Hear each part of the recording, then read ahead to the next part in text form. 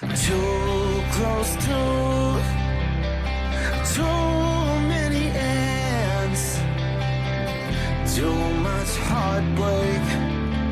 I watched it end. Too many memories of dead friends to mend. Finishing a draft of anything feels more monumental than it actually is. First drafts especially. On April 30th, 2024, I completed the first draft of the first book of my tentatively titled Blood Mountain series. My characters did what they wanted, they acted how I expected them to, the plot did what it needed to do, and now there's a semi-finished product on my computer. I hit my deadline. Cause for celebration. But there's also this weird sense of mourning. The fun is certainly not over. I have at least 3 more drafts before this book is done. Then after that, I have the rest of the series to write. But when you're writing, it's easy to see magic where there's actually just dry rot. Once you finish a project, you start to see the cracks again. The world loses its potential for a minute.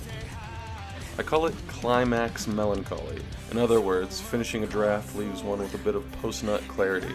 Namely, that while you were writing, you had been losing your mind, losing yourself. And that's a good thing to do sometimes, but you cannot live there. You have to change the tires worn down to slicks. You have to take a shower and go to the gym. You have to talk to your therapist.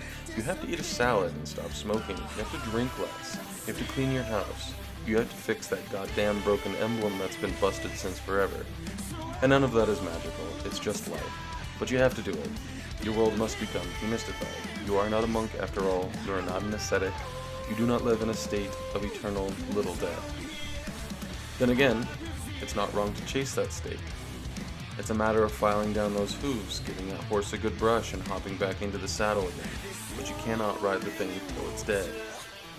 I've never done heroin before, but from what I understand, once you try it, what brings you back is that desperate hunt for the first time again.